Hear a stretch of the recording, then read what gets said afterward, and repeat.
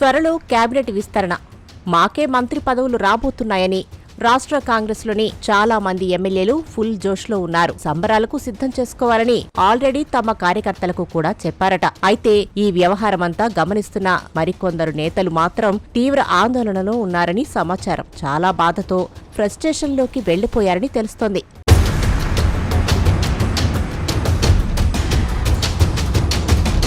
కాంగ్రెస్లో ఈ పరిస్థితి రావడానికి పెద్ద కారణం ఉందని తెలుస్తోంది. ప్రస్తుతం కేబినెట్లోకి ఫలానా వాళ్ళనే తీసుకుంటున్నారని కొన్ని పేర్లు సోషల్ మీడియాలో చక్కర్లు కొడుతున్నాయి. ఇటీవలే ఎమ్మెల్సీ అయిన విజయశాంతితో పాటు మునుగోడు ఎమ్మెల్యే రాజగోపాల్ రెడ్డి, చెన్నూరు ఎమ్మెల్యే వివేక్ వెంకటస్వామికి కేబినెట్లో బెర్త్ పక్కా అంటున్నారు. మొన్నటి వరకు ఎస్సీ వర్గీకరణకు వివేక్ వెంకటస్వామి వ్యతిరేకంగా పోరాటం చేశారు. కానీ సడన్ గా ఆయన సైలెంట్ అవడానికి కారణం మంత్రి పదవే అన్న ప్రచారం చెన్నూరులో జరుగుతోంది.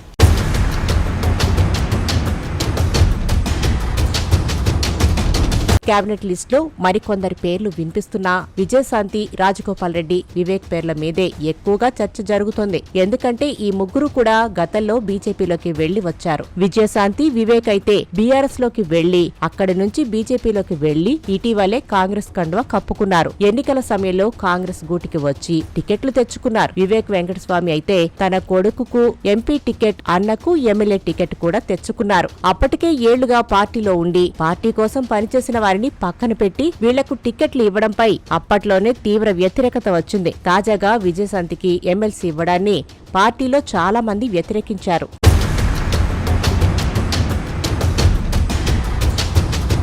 పార్టీలు వచ్చిన వారికి ఇప్పుడు ఏకంగా మంత్రి పదవులు ఇవ్వబోతున్నారని ప్రచారం మొదలవడంతో పాత కాంగ్రెస్ నేతలు కారాలు మిరియాలు నూరుతున్నారట. దశాబ్దాలుగా పార్టీ కోసం కష్టపడుతున్న తమను కాదని బీజేపీలోకి వెళ్లి ఎన్నికలప్పుడు కాంగ్రెస్ లోకి వచ్చిన వారికి ఎలా పదవులిస్తారని మండిపడుతున్నారని సమాచారం. మంత్రి పదవులు కావాలంటే వేరే పార్టీలోకి వెళ్లి రావాల్సిందేనా అని అడుగుతున్నారట. అలాగైతే తాము కూడా కాంగ్రెస్ ను వీడి వేరే కండువా కప్పుకుని వచ్చేవాళ్లం కదా అని పార్టీ పెద్దలతో, తమతో సన్నిహితంగా ఉండే మంత్రులతో అన్నారని సమాచారం.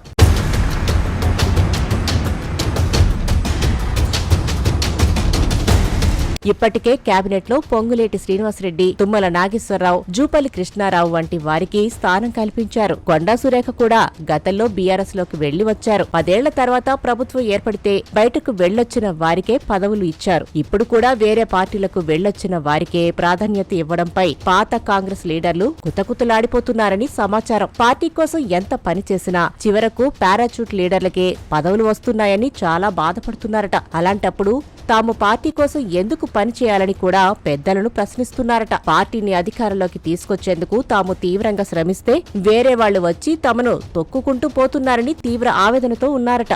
ఇప్పటికే కొందరు అధిష్టానానికి లేఖలు కూడా రాశారు.